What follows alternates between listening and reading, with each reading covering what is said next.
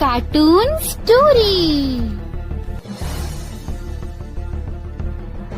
कि सुनील और उसकी बीवी रीटा एक अच्छे और संपन्न परिवार से ताल्लुक रखते थे। एक दिन रीटा की भाभी उसके घर आती है।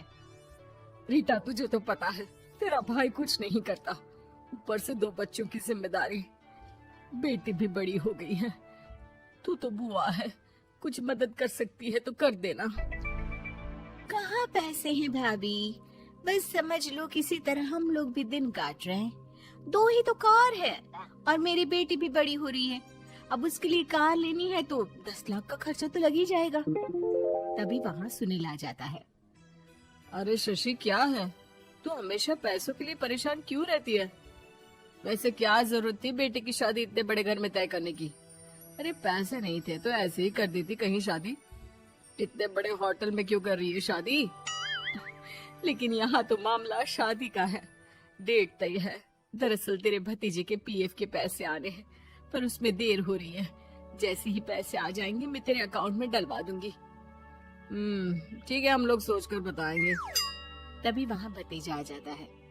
फूफा जी, आप लोग ही मदद कर सकते हैं, वरना तो कैसे काम होगा समझ में ही नहीं आ रहा। मैं वादा करता हूँ जैसे ही पैसे आ जाएंगे मैं आप लोगों को वापस कर दूंगा। हाँ भाई, ठीक है। अब देख भाई, हमारे लड़के तो सारा दिन घर पर पड़े रहते हैं, ना कमाते हैं ना कुछ कमाने की इच्छा रखते हैं। लेकिन चल, ये ले, कितने पैसे चाहिए? जी 4 लाख रुपए। ठीक है, लेकिन पैसे ध्यान से वक्त पर वापस लौटा देना। सुनील मुसीबत के वक्त बीवी के भतीजे की मदद तो कर देता है, लेकिन उन लोगों के जाने के बाद देख ले रीटा, तेरे मायके वालों ने मांगा तो दे दिया, वरना इन लोगों का मुझे कोई भरोसा नहीं है। अरे क्यों भरोसा नहीं है? इससे पहले तो कभी इन लोगों ने आपसे मदद भी नहीं ली। हाँ, ली तो नहीं, लेकिन पैसे की किल्लत ही रहती है ना इन लोगों के पास। अरे ठीक है ना, नहीं लौटा पाए तो भतीजे के ससुराल से निकाल देंगे। सुना है बड़े घर में शादी हो रही है। सुनील और रीटा पैसे तो दे देते हैं, लेकिन अगले रोज ही। हाँ भाई साले साहब, क्या हाल है? ठीक हूँ जीजा जी। क्या बात है, सालों बाद आपका फोन, जरूर कोई बात होगी, बताइए ना। अरे वो तेरी बड़ी भाभी आई थी, बेटी की शादी कर रही है ना, तो पैसे लेने के लिए मैंने दे दिए 4 लाख। सोचा भाई किसी गरीब की बेटी की शादी हो रही है, पुण्य मिल जाएगा। अच्छा किया जीजा जी, उनका बेटा बहुत मेहनती है, जल्द ही लौटा भी देगा। वहीं रीटा भी फोन करके हर किसी को पैसे देने की बात करती है। रीटा की भाभी शशि के पास उसके भाई का फोन आता है। तूने सुनील से पैसा लिया है क्या? नहीं भाई, सिर्फ बात की है, बोल तो रहा है कि दे देगा। वो लोग मदद करने वालों में से नहीं है, और मदद कर भी दे लेकिन समाज में गा गा कर हालत बुरी कर देते हैं। अब गाने दीजिए ना भाई, मैं क्या कर सकती हूँ, मेरे पास कोई ऑप्शन भी तो नहीं है। बेटी की अगले हफ्ते शादी जो है।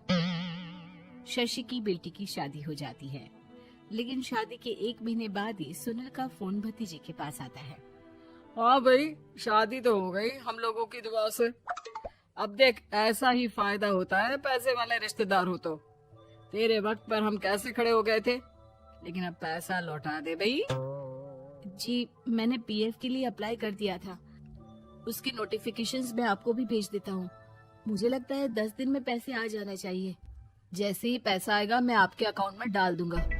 और ना जी ना, कोई नोटिफिकेशन नहीं चाहिए, पैसा चाहिए, पैसा। ठीक है अंकल, बस 10 दिन का समय दे दीजिए। अभी हफ्ता भी पूरा नहीं होता कि भतीजे के पास उसके गांव के दूर के चाचा का फोन आता है। और बेटा, क्या बात है, सुनील के कोई पैसे ले रखे हैं तो दे क्यों नहीं देता? हाँ चाचा जी, बात तो हुई थी, 10 दिन का वक्त मांगा है, उम्मीद है हो ही जाएगा। अरे फोन कर रहा है, रोज बता रहा था कि बेटी की शादी में मदद की थी। अब क्या है ना, भले ही शादी 10 दिन रोक देते, लेकिन सुनील से मदद नहीं लेनी चाहिए थी। याद है ना, मधु की मदद करके कितना बदनाम कर दिया था उसने पूरे घर को सोसाइटी में। हाँ चाचा जी, मैं भी यही सोच रहा था कि उन लोगों से मदद नहीं लेनी चाहिए थी। कई लोगों के फोन आ चुके हैं।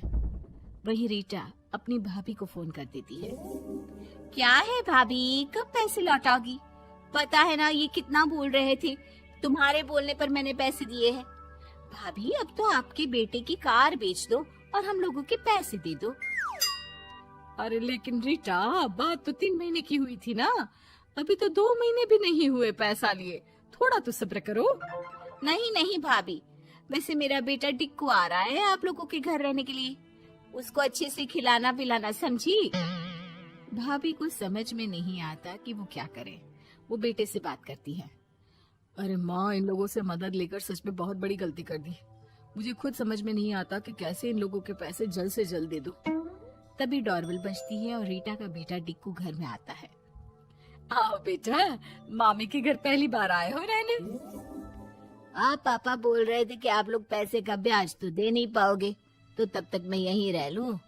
और हाँ, मैं एसी के बिना नहीं सो पाता।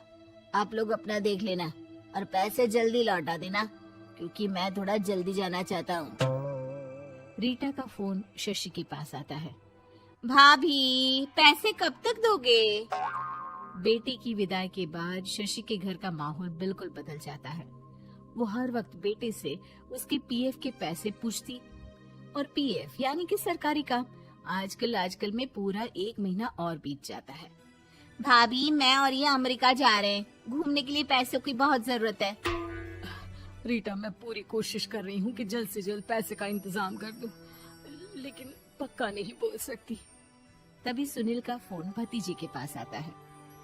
देख माना 3 महीने की बात हुई थी पैसे लौटाने के लिए, लेकिन अभी मुझे पैसों की काफी जरूरत है। मैं अमेरिका जा रहा हूँ, तो पैसे मैंने किसी से ब्याज में पकड़ लिए हैं। तू हर महीने 4 लाख का 20,000 ब्याज डाल देना मेरे अकाउंट में। सुनील फोन रख देता है, लेकिन भतीजा काफी परेशान हो जाता है। वो ऑफिस से शाम को घर आता है कि माँ पूछती है, क्या हुआ बेटा? बेटा माँ को सारी बात बता देता है। माँ भगवान के सामने हाथ जोड़कर खड़ी हो जाती है और रोने लगती है कि तभी बेटे का मोबाइल पर मैसेज बजता है। माँ, पीएफ के पैसे आ गए। और वो ऑनलाइन ही सुनील के पैसे वापस कर देता है। भला हो भगवान का। लेकिन आज एक बात तो समझ में आ गई, मदद हमेशा उन लोगों से लो जो मदद के बदले आपसे मदद में दी गई रकम ही वापस लें, ना कि समाज में आपकी इज्जत। Yeah.